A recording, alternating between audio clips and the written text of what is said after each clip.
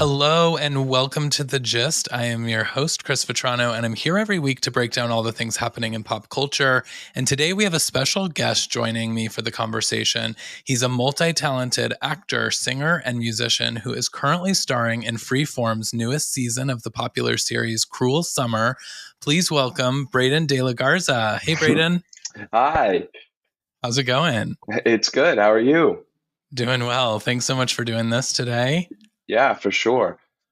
So you just joined Freeform's popular season or series. It's the second season of Cruel Summer. Yeah. Huge hit. Tell us a little bit about your role and what we can expect from you this season.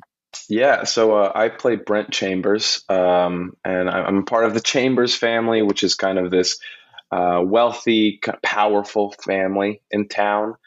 And my younger brother Luke, he's the main protagonist of the series, and or the male protagonist, and he's kind of caught up in a love triangle between his childhood best friend and then a foreign exchange student that comes to stay with her. And so my role in all of it is I'm just kind of the arrogant older brother who I pop in here and there just to kind of almost bully all the younger kids. But then as you see the season go on, I don't want to spoil anything or get into it too much, but you really start to get to see my character develop and show a lot of depth, and you get to see more of who he really is.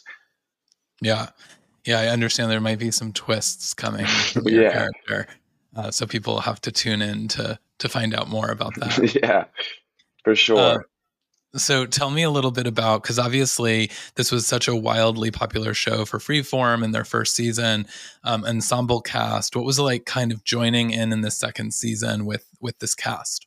Yeah, so it was really interesting, because season one was so incredible and so successful that I think all of the cast, because we were all new to the series, it was a big jump into a big pool because we were kind of having to live up to the expectations of season one, but we all kind of banded together and relied on each other, and I really do think that season two is just as good, if not better, than season one. Yeah, and I heard another interview that you did that you guys have a group text and you guys are Yeah, still in contact and we it's do. like friends. Yeah, we today an episode is airing, and we were texting in there just a bit ago because we're all gonna meet up and kind of have a watch party for it. Nice, nice. So staying in touch long after you guys wrapped. Yeah, for sure. I mean, it's we wrapped in September, and it's now mid June, so I mean, Hmm. it's been months, and we're still pretty close. Yeah. And so the genre of this kind of like, teen, mainly teen focused Hmm. series, was there one for you growing up that you watched or that you've drawn kind of inspiration from to kind of put yourself in this world? Yeah, I think one that I didn't keep up with it for that long, but I draw a lot of similarities to shows like Riverdale, Hmm. because it's a young adult drama, and it can be cheesy at times, but it's entertaining all the time. And another one that a lot of people have been comparing our show to is Pretty Little Liars, and Hmm. I know how successful that show was. It's just entertaining young adult television. Yeah. It keeps you on the edge of your seat and it makes you want to watch more. Yeah. Yeah, I mean, they're so formative too for people growing up in that like Yeah, age range. I mean, I watched several of them as I was growing up. The OC was yeah, kind of like one that I really got into. yeah, And obviously those characters go on and we still like see them in memes and other things. And so yeah, they really become like part of pop culture, which is very cool, I'm sure, to be a yeah, part of for something like sure. that.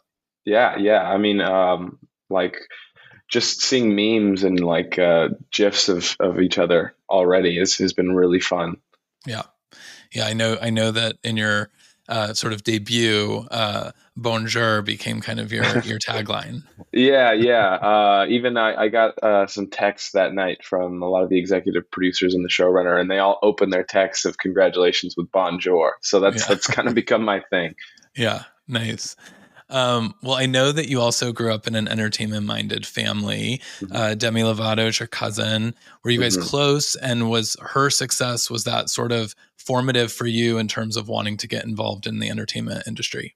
Yeah, so I think it's really interesting because you would think, it would be like kind of a catalyst for it, but I mean, it's kind of the relationship that anyone has with their cousin. You know, Hmm. it's like I see them at holidays, and they lived in another state. You know, they were in California and I was in Dallas, and so it kind of was always just like a cool separate thing that was there. Um, but my mom's a teacher, and my dad is in the car business, and so it was always interesting to kind of have like a benchmark of what success looked like. Hmm. But there was never like a bridge for me. So it was kind of interesting to figure it out on my own. And you know, I would be able to you know, reach out every once in a while and just I remember when I did my first series, it was kind of like the first time I'd ever really talked to anyone in the family about anything entertainment related, and I just called her and I asked her, how do I deal with just like the anxiety that I was feeling about, you know, going to do this big project.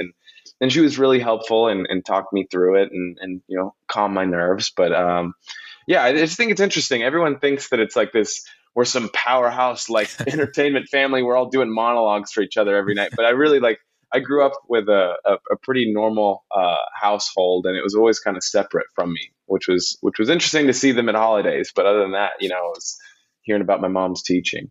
Yeah. So what was it for you that made you kind of want to pursue this life?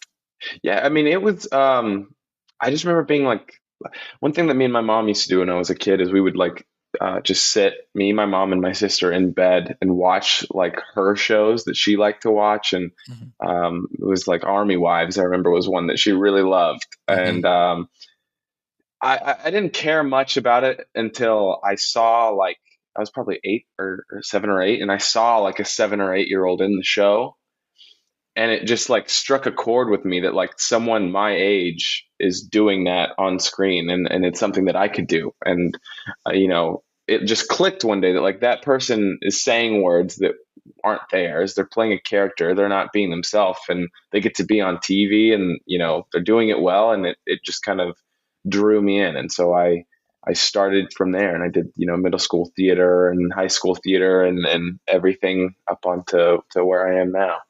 Yeah.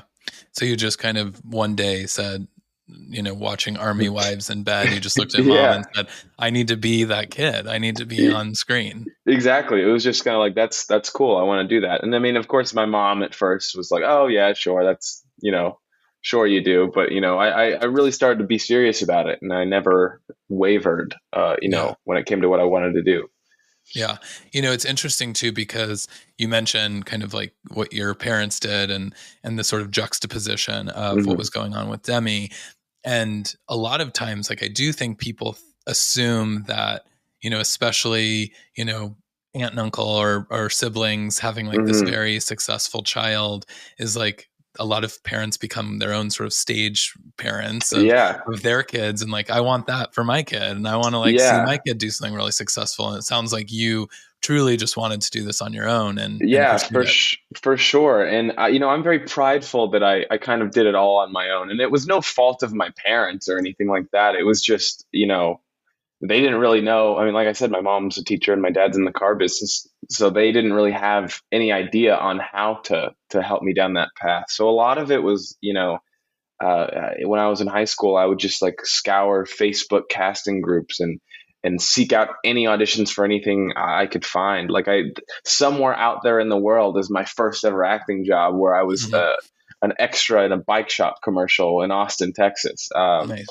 You know, and I did that for years. You know, like 2 or 3 years, I was just driving to Austin and any weird little shoots that I could find, until I did a movie, or I had like 2 lines on a movie that happened to shoot in Dallas, which never happens. And then Hmm. from there, I met a guy, he's a really cool guy named Joel Michael. He was also in that movie, and he introduced me to my reps because he just thought I had a good look and was a good actor. And so it all kind of was just born out of me really wanting to do it and trying to find any way that I could to do it. And even still, my parents are kind of just like, they're along for the ride. Like, I flew them out to come to the Cruel Summer premiere, and it was their first time doing anything like that. And they think it's all really cool, but half the time they don't know what's going on, which is really, really funny.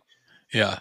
Yeah, it's very different, like, too, when you're there at a premiere and any kind of like those kind of situations. It's like you start to really see the peek behind the curtain, and it's not Yeah. at all what it looks like on the No. paparazzi shots. And all of a sudden you're like, I feel even more confused because I kind of thought I knew it was what I was walking into, and it's nothing like that. Yeah, for sure. Even I remember my parents were surprised at how small a red carpet really is. Like, I mean, it's just a little box most Yeah. of the time, and you answer questions.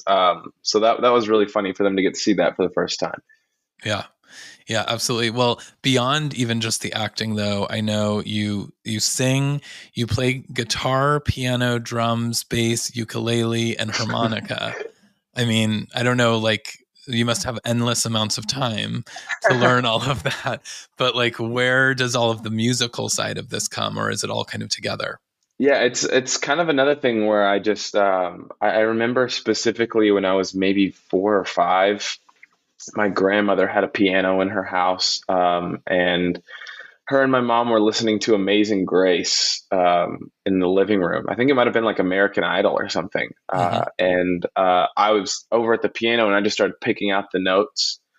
And my mom came over and freaked out because she thought it was the coolest thing ever. And then since then, I've kind of just always had a natural affinity for music. Like I can, and I have like all those instruments that you listed, and I can play them, but I'm not saying I'm an expert at any of them. You know, I don't know Hmm. how to read music. I don't know anything about music theory or anything like that. It's just I think I just have kind of a God given ability to be able to pick up an instrument and figure out how to play it, which is really interesting because I really genuinely have no real interest in like releasing music or becoming a music artist as a career. Like that's acting for me. Okay. Um, but it's completely just like a hobby. Like I write music and I produce it and I just make it and it's just going to sit on my computer for me to listen to for fun, probably because it's just I don't know. And my brain is just completely separated for some reason. Yeah. I mean, it does feel sometimes like it should be separate, like Hmm. especially, I mean, unless you're, able to kind of do musical, you said you did musical theater, like if you got Yeah. some kind of like acting gig that also incorporated music, that sounds Yeah, like for that might be sure. right up your alley. Yeah, yeah. Um, but you also, I know when you work on your music, you like produce and master it all yourselves. You Hmm. really clearly have some kind of passion for just like learning how to do things and Yeah, like yeah. tackling that. Is that Yeah. accurate? Yeah, I think and I think that's where a lot of it I mean that's what playing instruments is, figuring out how to best make music on each one and so it definitely kind of presents itself as a challenge and I think that is what I really like about it. Yeah. No, and you mentioned in talking kind of about how you came to acting is that you feel pride about that you did it all yourself, and so I Yeah. imagine that that is like what also gives you this pride of like picking up a guitar and learning to play it Yeah, or a piano and just exactly. doing it. Yeah. Yeah. So you already answered the question is that you're not planning to release any music more widely, but you love music and you Yeah, do I so love much it. of And it. I'm never going to say never, maybe one day if I, feel like letting other people hear what's going on, then I'll release something, but I don't have an immediate release schedule right now on Right. anything. I'm just, playing music for fun. Yeah. Do you play it for friends or is it truly like this like therapy for you? There's a couple other musicians I'll play for. Okay. Mainly as kind of like this is what I can do, what can you do? Let's trade off secrets and different things. But yeah, most of the time, I mean, there's probably like 5 or 6 people in the whole world that have heard any of the music that I've made, and I've made a lot, so it's just kind of a close to the vest kind of thing for right now. Yeah. So whether it's music or maybe in acting, like who or what are your influences? I think my biggest influence, and it's a music one overall, is Paul McCartney. I think Paul Hmm. McCartney is the coolest person that's ever walked the earth. Yeah. I have a wall in my apartment right over there that is a Paul McCartney wall.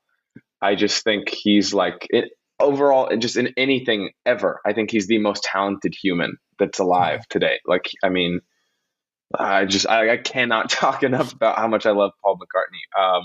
But I think acting wise, I really like actors who like their thing is just the acting. Like they're not super public in their life, and Mhm. like people like an Adrian Brody.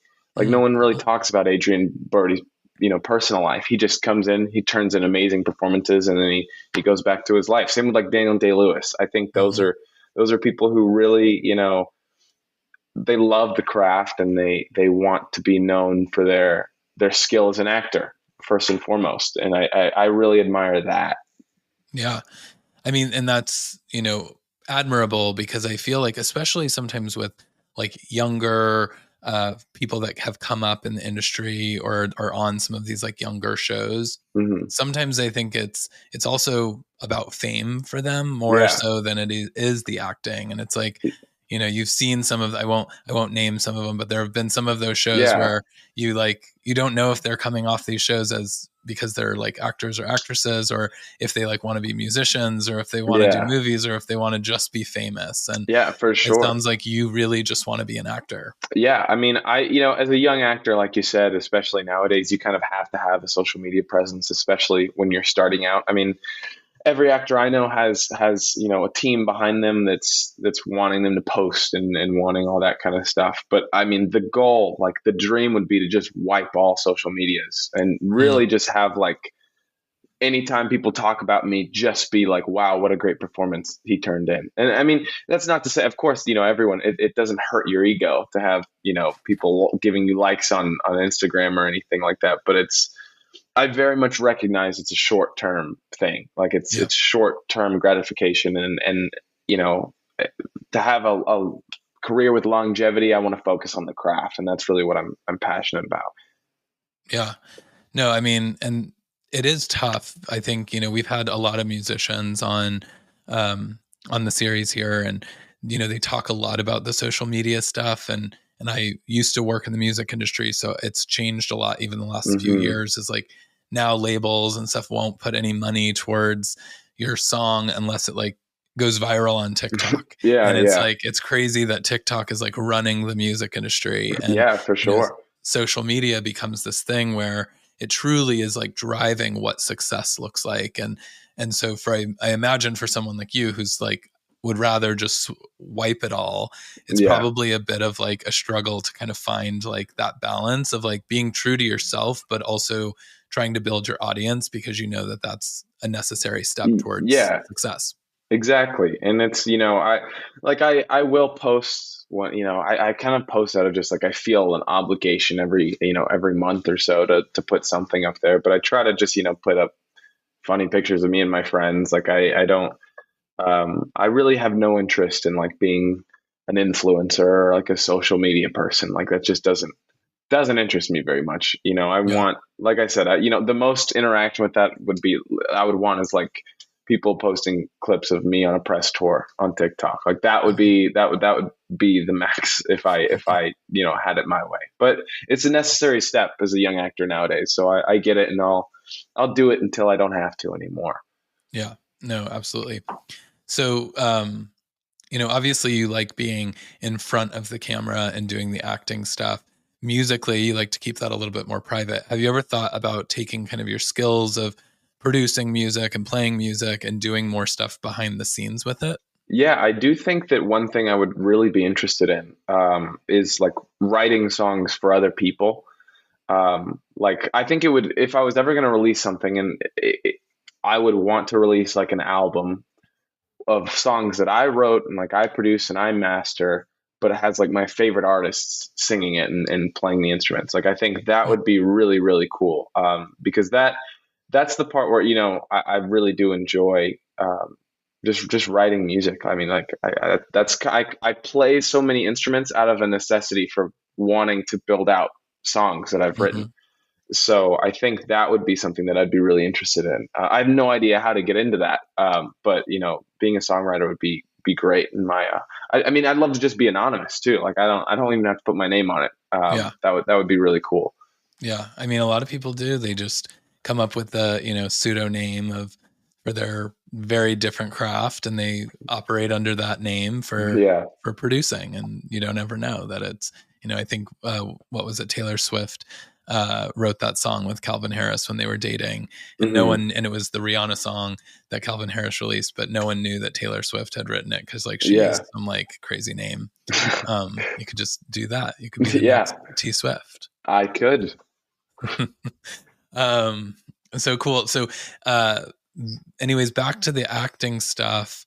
What's next? Like, what happens when this season wraps? Do you have kind of plans on where you're going? Right now, I mean, I've just been auditioning, and I mean, with all the strikes going on, it's been pretty Tough. slow. But I think we as an industry are working through it. And I've been doing some other stuff. I just helped a friend out with a short film of his, and I was a first AD, which was the first time I've ever gone to the crew side, which is cool. And yeah, I just came back from Chicago yesterday. I did a comedy show, like an ensemble thing with a friend of mine, and so I've just been kind of keeping myself busy, really, Yeah. while I'm auditioning, and hopefully, the next thing that's right for me comes along. And yeah, but for right now, it's just shows coming out. I'm enjoying seeing the reaction to it. Yeah, I was gonna say it's probably only a matter of time before you get behind the camera and start directing, Yeah, producing, doing all of that yeah, based on that'd be everything you great. pick up. Yeah. Um, well, that's awesome. And then when you said comedy show, was that a stage show? Yeah, it was my friend Gray. He's on TikTok. He does all these skits, and he really wants to be a director and wants to do bigger scale things. So we all kind of wrote a comedy show. On It was a live stage show, and then we took it to Chicago and performed it for some people. It's just a goofy little show that we all had some free time, so we wanted to put it together. But it was fun. Yeah. Yeah, because I was gonna ask, is the stage something that you'd be interested in kind of going back to given your musical theater kind of upbringing? Yeah, I think I would. I don't know if I would want to do a super meaty musical theater role. I just don't think I'm a good enough singer. I can sing okay, but I don't want to be one of those guys who steps into a Broadway role just because they're a name, but they obviously don't have the voice for it. But Mm, I'd love to do a play on Broadway. I think that would be awesome. I really enjoyed getting into just like meteor plays when I was in high school. I directed a play called Red, mhm. and it was a two-person play, and it was really just had so much depth, and it was so amazing to direct. And I would love to be in a role like Ken from that play. I mean, it was amazing to see how that turned out, and I would love to jump into something like that. Yeah. Yeah, I'm curious to see kind of how I feel like there's like a resurgence of the stage coming, Hmm. especially given you mentioned the writer strike and what's happening with AI and all of the things is it's all kind of wild, and I can't imagine like kind of entering the industry right now with everything that's going on. But I'm wondering if there's going to be sort of this like return to like more stage productions and live Yeah. theater because like people will crave that instead of kind of what's happening with this AI stuff. Yeah, I think so. And I think also like TV especially is kind of in an interesting place right now where I think we've almost kind of oversaturated the market with so much of it, which is why I think a lot of the pullback of the industry kind of happened because we realize Mhm. there's so much. Um, and so I think for a lot of actors, especially my age, it's kind of easy to get lost in the mix up of so much content. So I think that we will see a lot of young actors, especially kind of moving towards the stage where it is, there's less saturation there, and people pay more attention. Like Olivia Holt, I think Mhm. she just went and is on Broadway right now, like from season one of the show, and I think that's incredible. And I think a lot of younger actors will be following suit because it's a cool space to be in, and I think it gives an opportunity to show more of an artistic side, especially for a young actor, because a lot of young adult shows, aren't known for their tendency to bring award winning performances. So I think it's a great place to kind of stretch your wings. Yeah. Well, maybe the Teen Choice Awards. I don't know. I don't even know if those are still happening these days, but Yeah, that was a big award show back in the day. But yes, I understand. And yeah, I mean, because acting is acting, and so you're still putting your talents out there for the world to yeah, see. And like we said at the top, this is such a popular series. It really does kind of have that Pretty Little Liars sort of buzz Hmm. that it had early on. So it's got to be awesome to be a part of something like that. Um, right now, this season is a couple of episodes into Hmm. this season. Um, but tell folks where they can catch it or get caught up on it. Yeah, so you can catch up on it on Hulu. Right now, as we're shooting this, I think there's 2 episodes out. There'll be 3 by tomorrow, but you can catch up. It'll always be on Hulu the next day after it airs, and then it'll air live at 10 p.m. wherever you are in the country on Freeform on Nice. Mondays. Yeah. Yeah, it's and you were talking about how there's so much content, and part of that is like the streamings, and there's Hmm. everybody now has one. I know my TV is like cluttered full of all these Yeah, different like apps with it's just like so many shows, yeah, so much stuff to watch, and so it's always good to like know where you can find it live, and then also go like find where it lives in the yeah, streaming world now these for days. sure. Well, awesome. Well, I know you're going to run, but tell folks, I know you're not a big social media person, but where can they find you just to stay up to date with everything that you've got going on? Yeah, you can find me at Braeden De La Garza on all my socials. And like I said, don't post a whole lot, but I do still post, so you can keep up with me there. Awesome. And that's all the social platforms, or is Yeah, Instagram kind of the primary? I mean Instagram's probably the most used, but like Twitter and I don't really ever post on TikTok, but I do have one, and you can follow me there.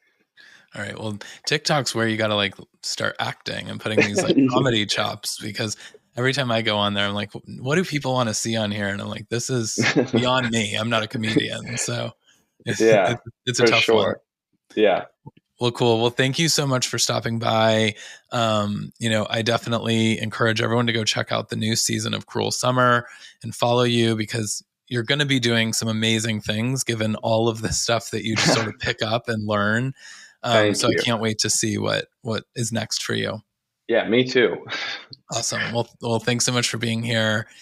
And for all of you out there, don't forget to rate and subscribe so that you never miss an episode of The Gist. You can follow me at CM Vetrano, Twitter, Instagram, TikTok, and you can tune in next week for more from The Gist. Until then, Chris Vetrano and Braeden, we're signing off. Bye. Bye.